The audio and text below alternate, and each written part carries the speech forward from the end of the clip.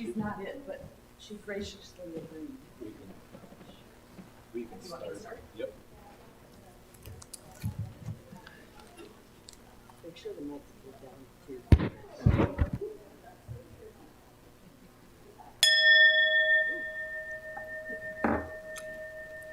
Welcome. Good morning. My name is Lori McCullum, and I'm the clerk on the board this year. Welcome to our service. Unitarian Universalism encourages an open-ended search for meaning in life and a commitment to asking our values to shape our actions. We are a pluralistic religion that draws wisdom from many sources. We welcome all people into our beloved community of whatever age, race, class, ethnicity, physical ability, sexual orientation, gender identity, or religious background.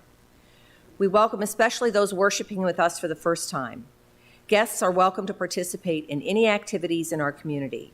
Welcome team members are wearing green name badges and are ready to answer any questions you may have if you're a visitor or new to this congregation. Pastoral care team members are wearing yellow name badges, we're color-coded here, and are able to talk with you if you have life transitions or need assistance. We invite everyone to join us downstairs after service for coffee and snacks so that we can get to know you better. Thank you for being with us today. Good morning again.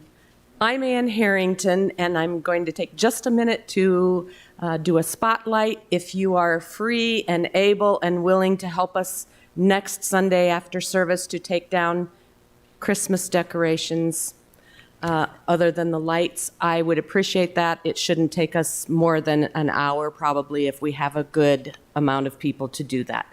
Thank you very much.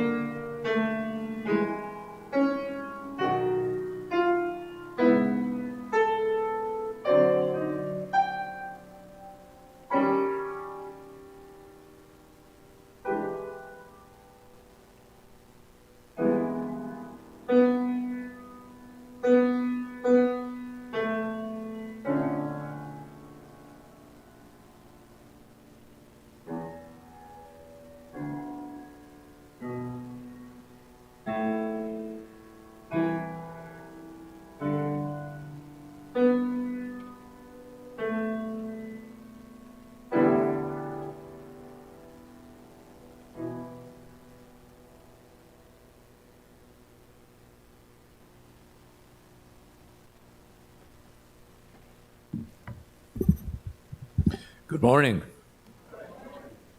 My name is Mike Wilcox.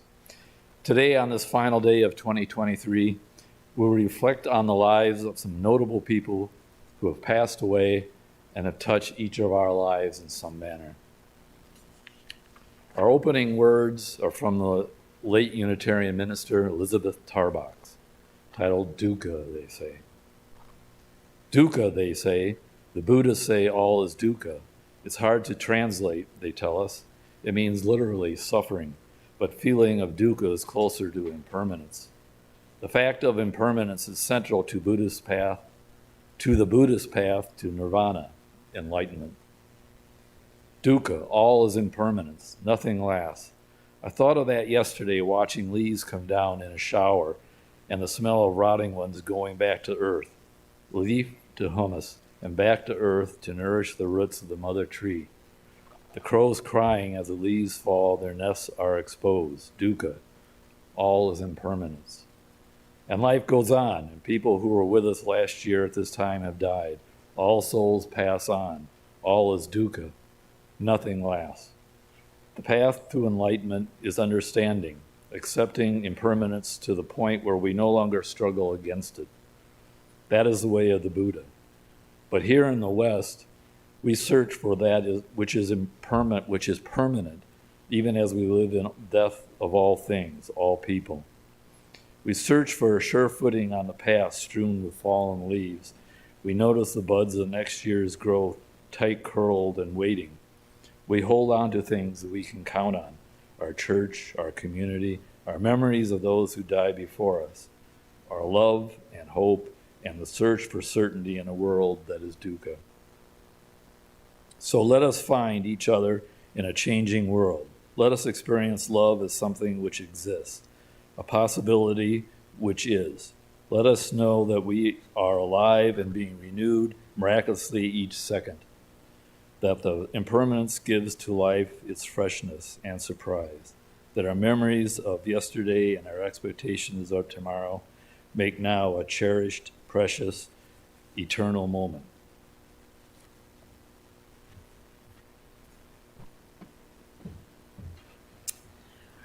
I invite you to join us in lighting of the chalice, and the words should be on your screen. Light the tender kindling of our souls, and soon the roaring blaze shall be of warmth and love and community.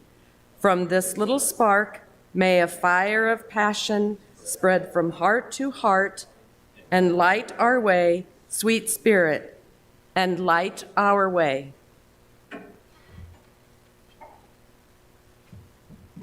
Please rise as you are able and willing to sing our opening hymn, number 16, Just a Gift to Be Simple. We'll sing this through twice.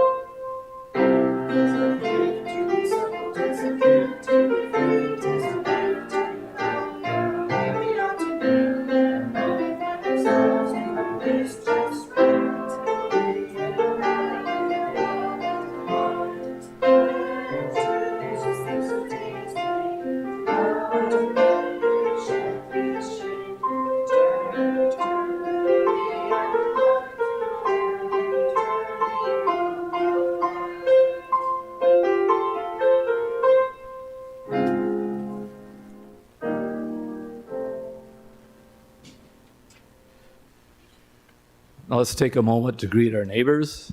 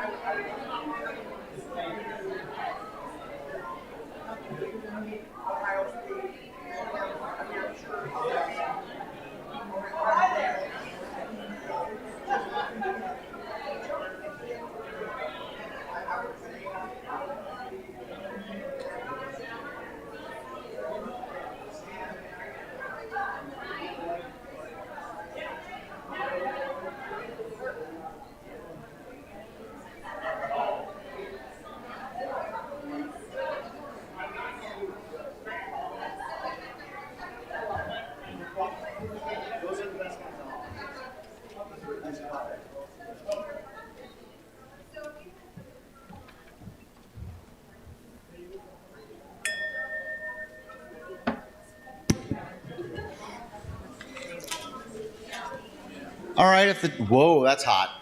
I'll step back. Woo, that's a hot one.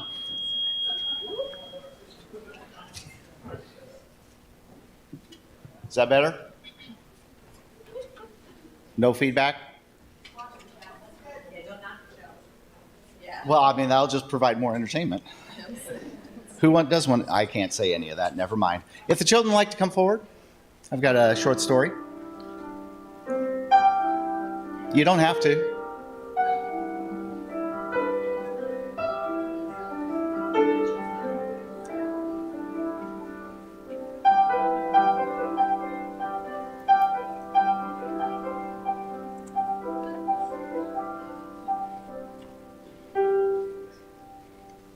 Man, y'all are so far away. How's it going? It's okay. You can sit down and I'll help you up if you need help. Because it hurts me to sit down too. It does. So we're talking about memories and people that we've lost. And I know that you all remember losing our good friend, Hosea Ballou, right? Back in 1852. You remember him, right?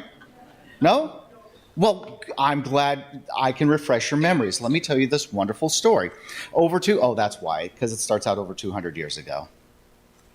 Over 200 years ago, in a small house, in a small town on the edge of New Hampshire, there lived a boy, and his name was Hosea Ballou. I had to write out the pronunciation because it's spelled really funny.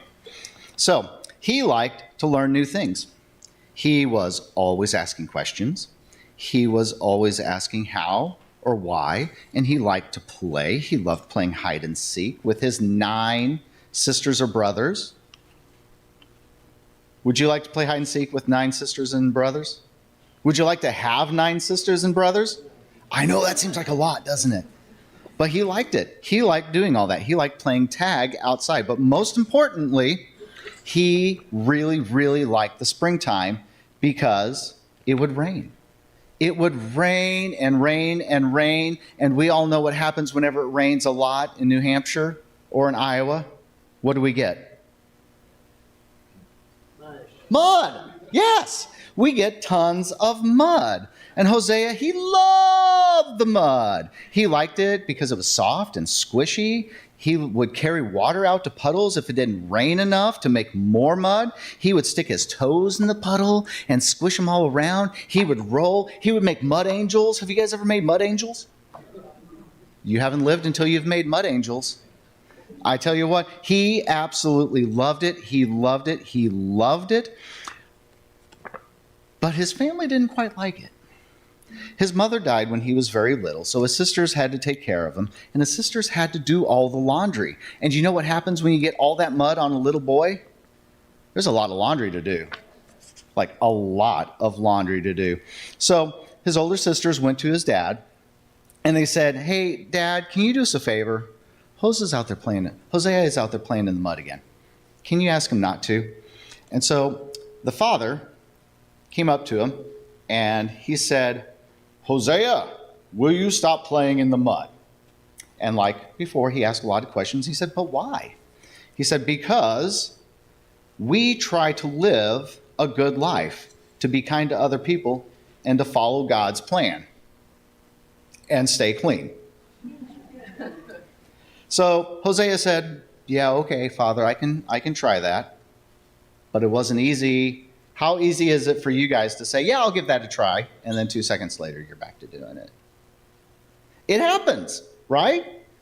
But we still have to try to be better, but it happens. So he would go about his chores. He would feed the chickens, walking in the mud along the way to the chicken coop. He wouldn't make as many mud pies as he once liked, but he still liked making some of them. And he really, really tried not to get the mud on his clothes, so his sisters, would complain about having to wash his shirts. But it still happened, And after a few months of this, the sisters came back to his father and said, "Hosea is still playing in the mud. Can you please get him to stop playing in the mud?" And he said, "I will talk to him." So the father walked up to Hosea and said, "Hosea, you must not play in the mud.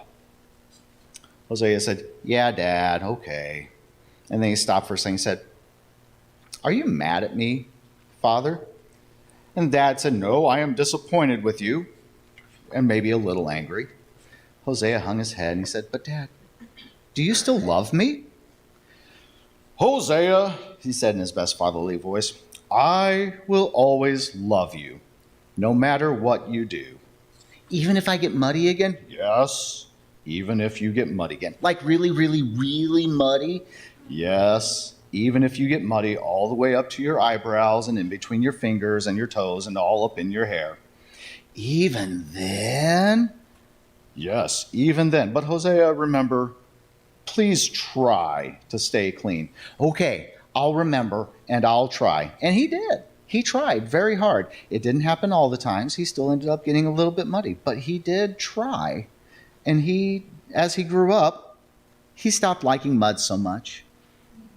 Yeah, exactly. Because sometimes it's hard for parents to like mud. So it's okay. It's okay. So as a teenager, Hosea came up to his father and said, now, Father, how can it be that our church believes that God will only let 1 in 1,000 people into heaven, even if those 1,000 people live good lives? And Hosea's father didn't really have a good answer for that. A little while later, Hosea asked, Father, if I had the power to create living creatures, and I knew those creatures would have a miserable life, and they would suffer and then die, and then be miserable forever, and I went ahead and created it anyway, would that be a good or a bad thing? And would I be good or bad? Dude, that's a pretty deep question for a teenager. You know what my teenager asked me? Can I stay up late tonight? When are you going to take me driving? These are some deep questions for a teenager. Now, his father didn't really have an answer for that. So he told Hosea to go read the Bible and to read the stories. And he did a little bit, but then he went to a Universalist church. And he asked even more questions. And at the age of 19, Hosea decided that he believed in universal salvation and the idea that everyone everywhere will be given salvation.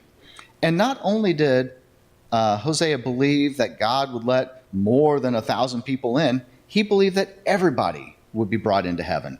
And his father sat there and said, but Hosea, how in the world can you believe that? How can you believe that God would let bad people into heaven? And you know what he did? Remember this. This started earlier in our story. Hosea said, but Dad, I remember what you told me. When I was dirty, you said you would love me no matter what. Even if I failed and still got dirty again, you would love me no matter what. And I believe that even if God is disappointed in his children and or a little angry with them, that he will always want them to be happy, no matter how muddy they are. I can't believe you guys don't remember that story. What do you think? You guys like playing in the mud? Do you think that no matter what happens, your parents are always going to love you? Yeah, I bet they will. So let's head on downstairs and we'll find some New Year's things to talk about.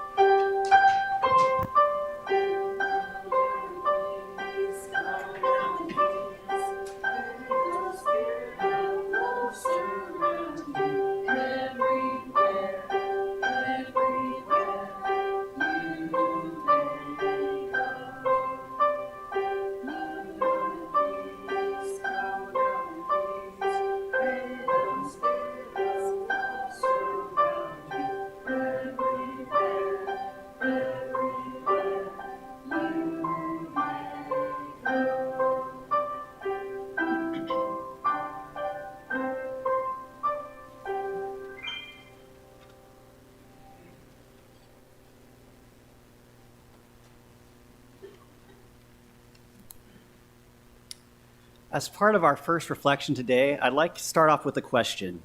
Where were you when you first felt confident in heading down a career path? For many of us, it can take a lot of soul-searching experience to find exactly what has that right appeal to us. For me, it was the crocodile hunter, also known as Steve Irwin. Alongside my 11 years in Boy Scouts and support from my loving parents, Steve was front and center in sparking my desire to become a professional biologist, which I do to this day. Born in 1962 in the outskirts of Melbourne, Australia, Steve Irwin grew up around crocodiles and learned a lot from his father, Bob Irwin, and mother, Lynn Irwin.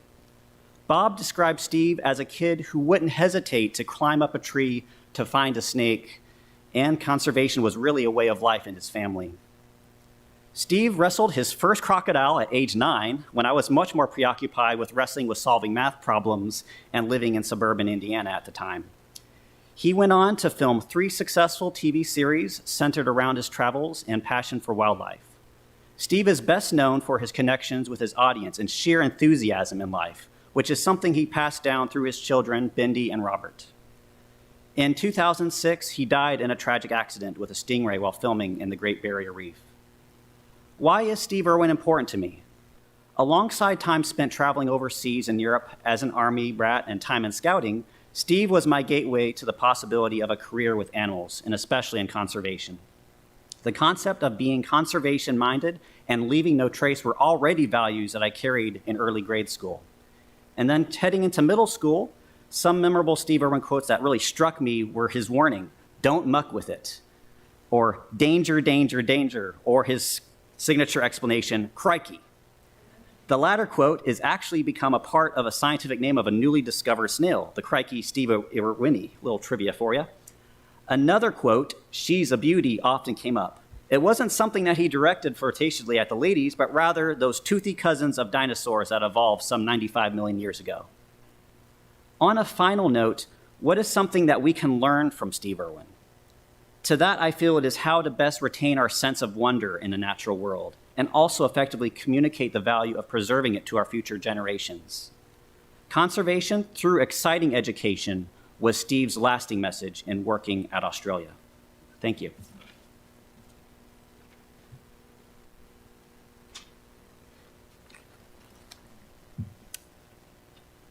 Anyone who knows me well knows that I don't spend much time watching TV unless it's football. As far as I'm concerned, most shows simply don't have much substance or entertainment. There was a time, though, it was different, thanks to screenwriter-producer Norman Lear. These were some of my family's favorite TV shows and our favorite times together.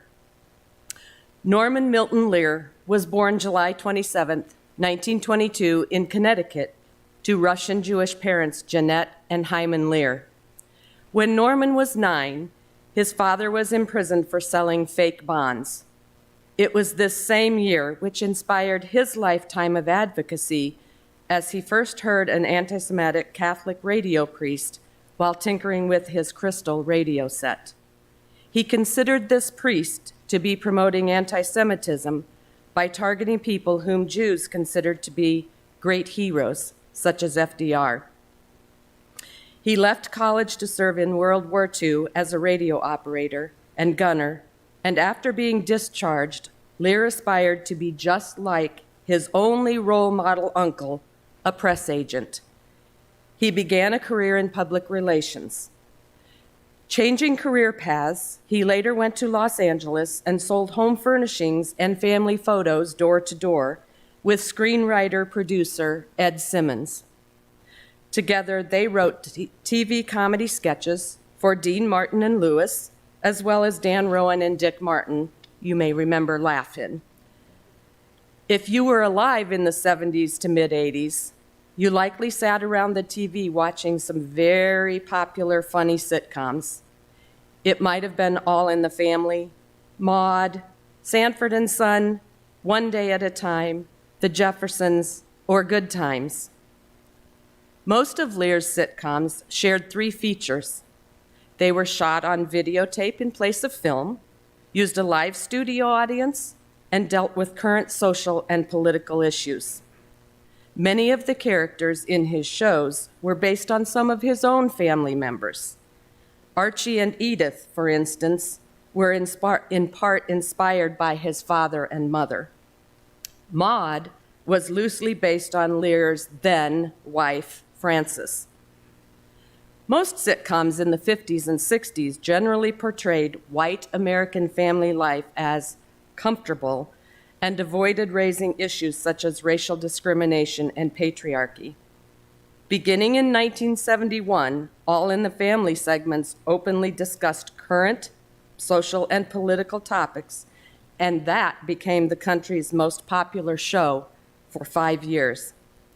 Subsequent shows, such as Good Times, widened TV's representation of racial and gender diversity by becoming the first show centered on an African American nuclear family. In 1980, Lear founded the nonprofit organization People for the American Way to counteract the radical religious right he was witnessing in our country. Today, with over 1 million activists and members, they continue to fight right-wing extremism while defending our constitutional values. I'd like to think he might be a UU in disguise. After purchasing an original copy of the Declaration of Independence, Lear used his Declare Yourself campaign to empower and encourage every eligible 18 to 29-year-old in America to vote, to register, and vote. This contributed significantly to the unprecedented turnout of youth voters in the 2008 presidential election. Maybe we could just rewind to that year.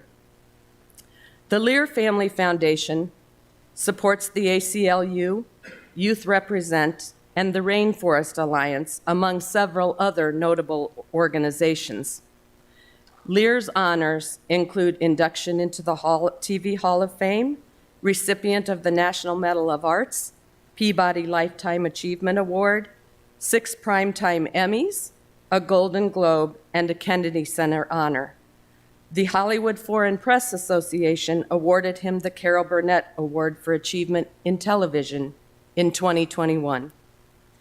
In his recent book, Even This I Get to Experience, Lear writes that he was labeled the #1 enemy of the American family by Jerry Falwell, and that he made it onto Richard Nixon's enemies list.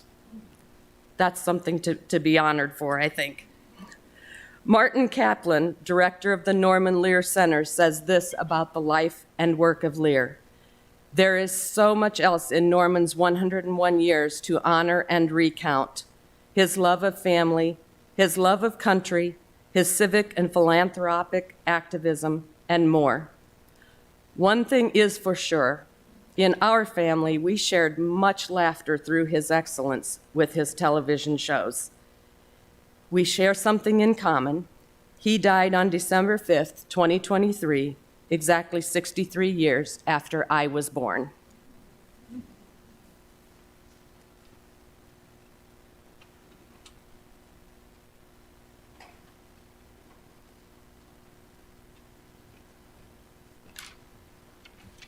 Good morning.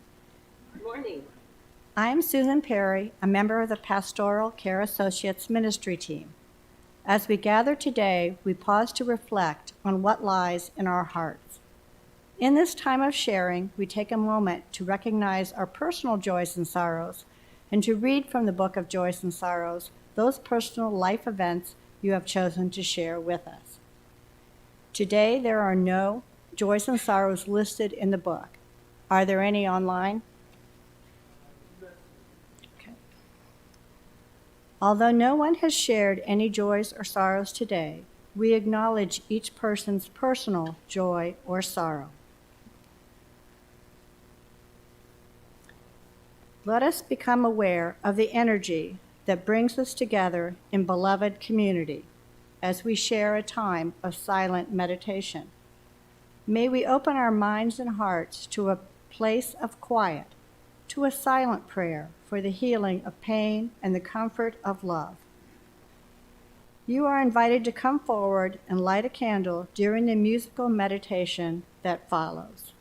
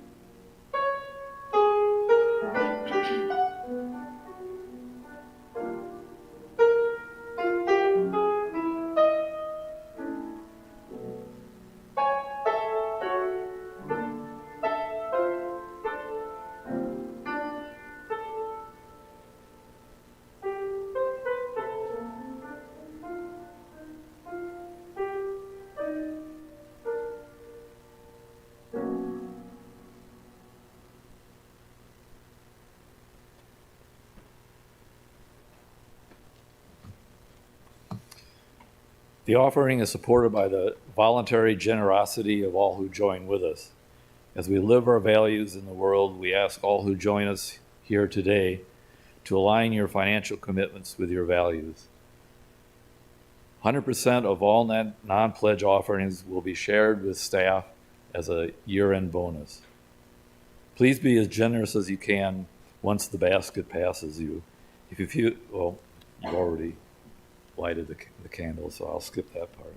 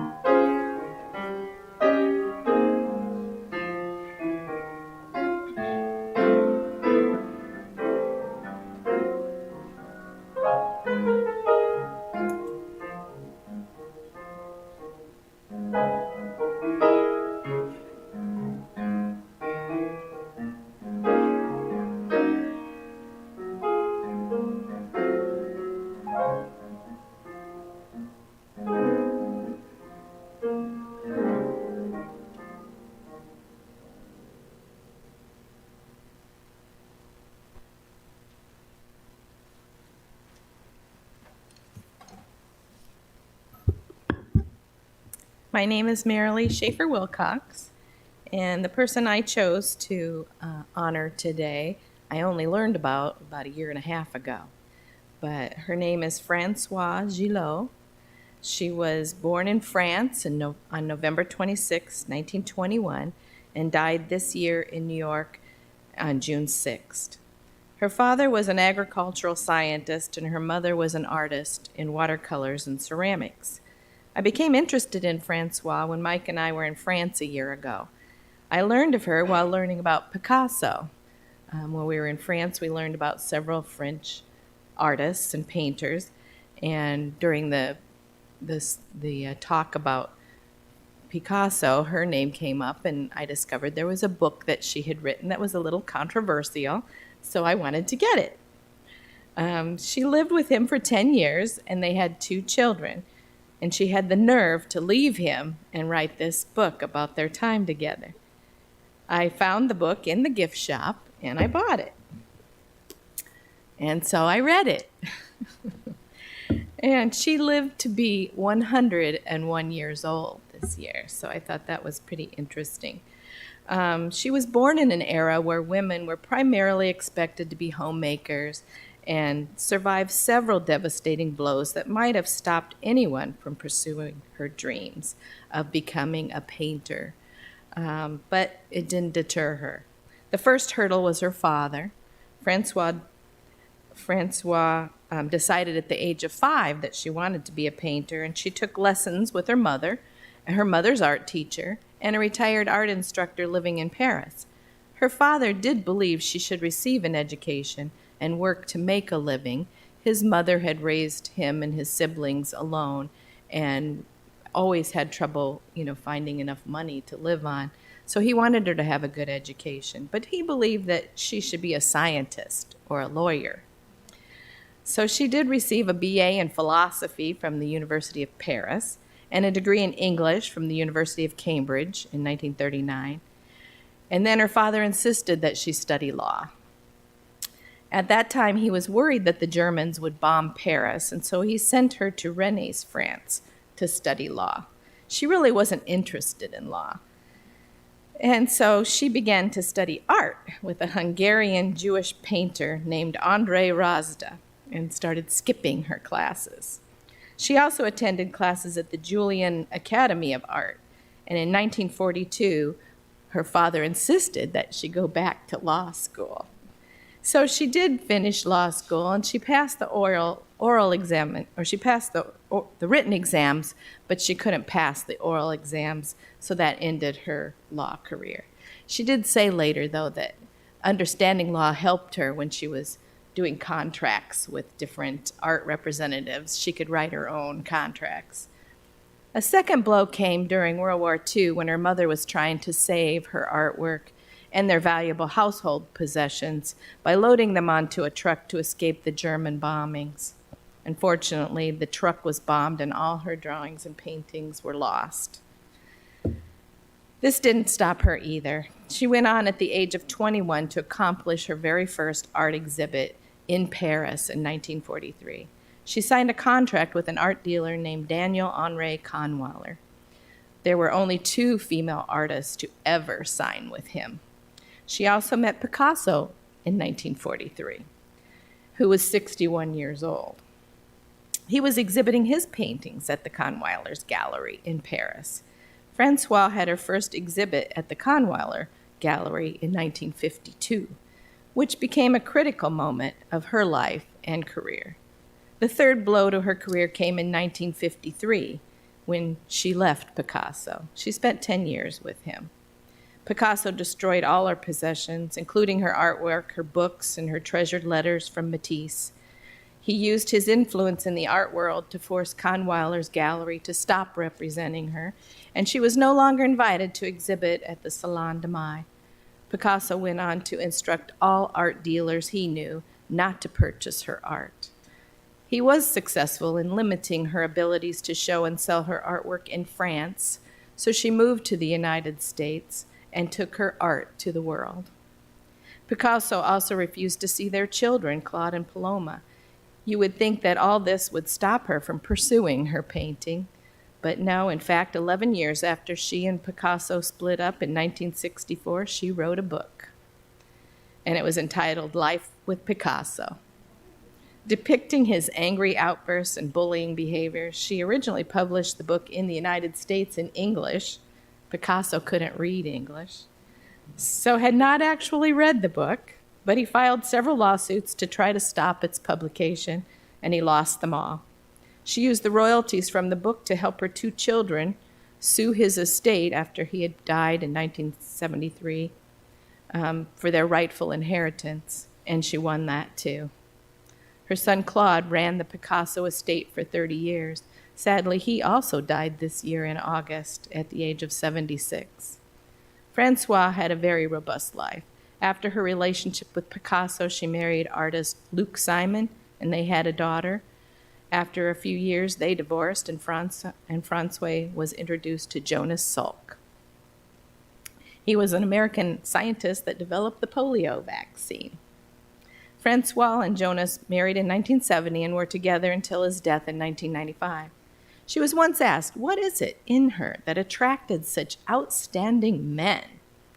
And she responded, I think I'm as interesting as they. Lions mate with lions. They don't mate with mice.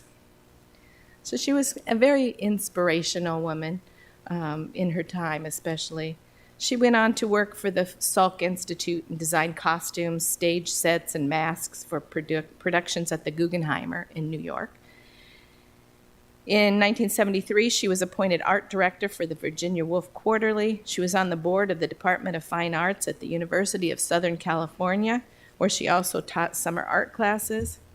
She credits Matisse for her use of color in her artwork, and she went on to write 4 more books, including a 1990 book entitled Matisse and Picasso, A Friendship in Art. I felt her story should be told here because most mention her only in regards to Picasso and Salk. It's very difficult to find information on her life, but her career spanned 8 decades, and she amassed 1,600 paintings and 3,600 works on paper. She was able to make a living with her painting and books.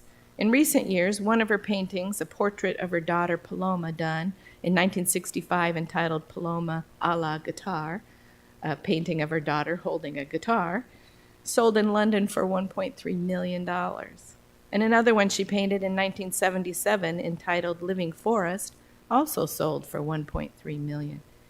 She didn't let multiple obstructions stop her from pursuing her painting. She was a pioneer for women artists around the world, and she was 101 and still painting.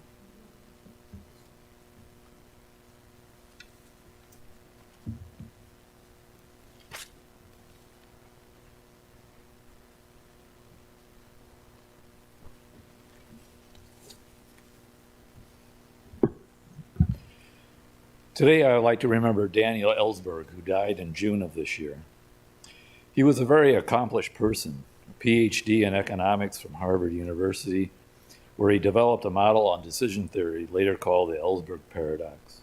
An expert on nuclear arms and nuclear strategy, author of numerous books, in later life an activist, served in the Marines as a first lieutenant commanding a platoon, and as a strategic analyst for the RAND Corporation, which is a think tank based in California.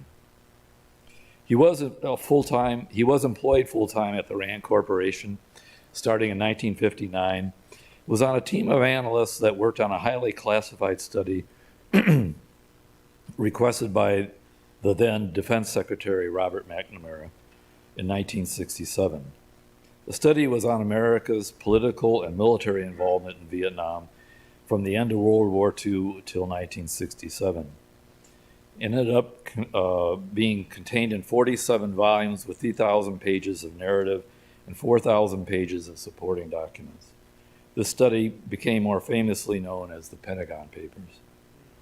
By 1967, McNamara believed that the Vietnam War was no longer winnable.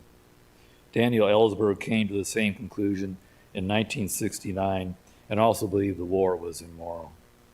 Ellsberg felt the American people should be made aware of the study's content. He tried to persuade some anti-war senators, William Fulbright, George McGovern, at the time, to read the documents on the Senate floor as they could not be prosecuted for doing so. When that did not work, he and a colleague, Anthony Russo, who assisted Ellsberg in secretly copying thousands of pages of the Pentagon Papers, then decided to release them to the press. These copies were given to the New York Times and were subsequently published in a series of articles in the paper in 1971. What was in the study? That every presidential administration from Truman through Johnson had misled the American public about the level of U.S. involvement in Vietnam. Truman gave military aid to the French, who were at war with the communist-led Viet Minh. Vietnam was a French colony for almost 100 years. Johnson's plans to escalate the war in 1964, even as he campaigned to do the opposite. And finally, that the Kennedy administration actively helped to overthrow and assassinate the South Vietnam president, Ngo Dinh Diem.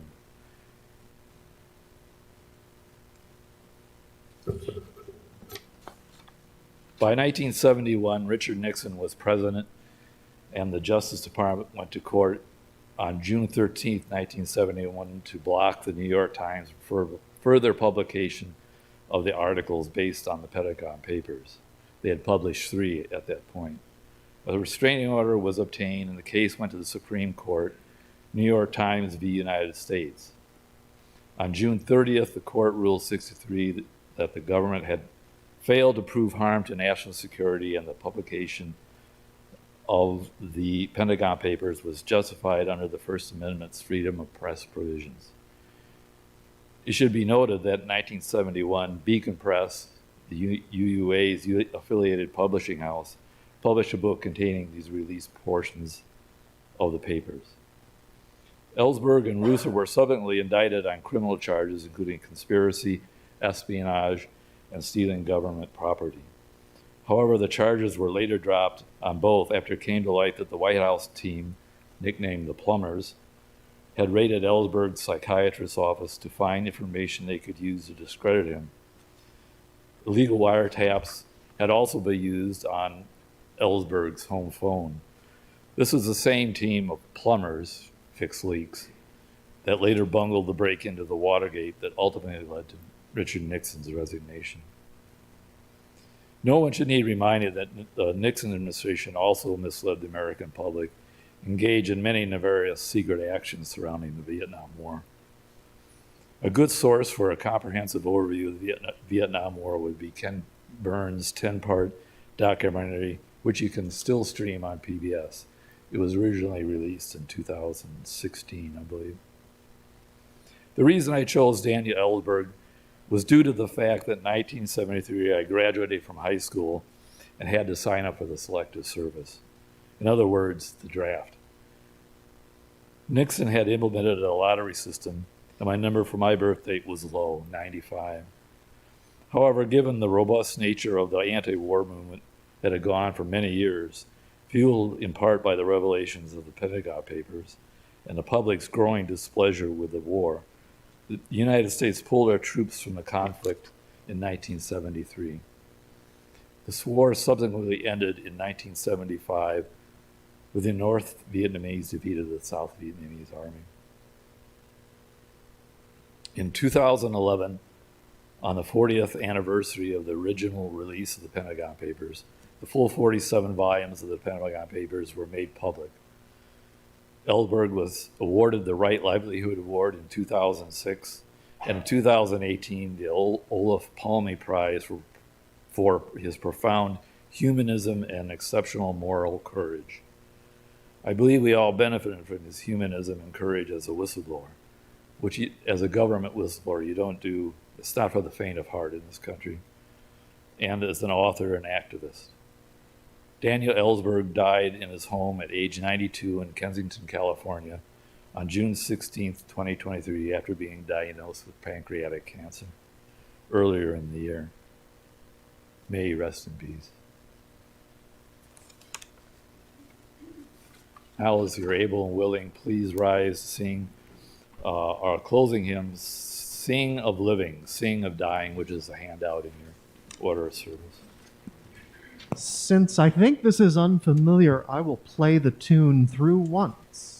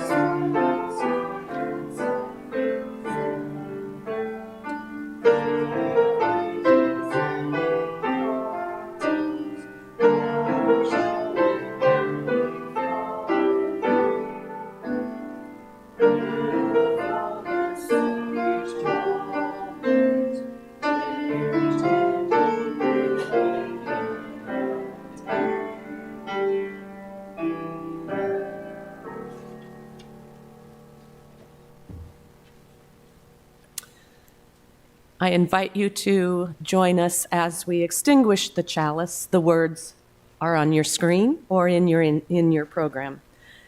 Because of those that came before, we are. In spite of their failing, we believe. Because of and in spite of their horizons of their vision, we too dream. Let us go remembering to praise, to live the moment, to love mightily, to bow to the mystery. May it be so.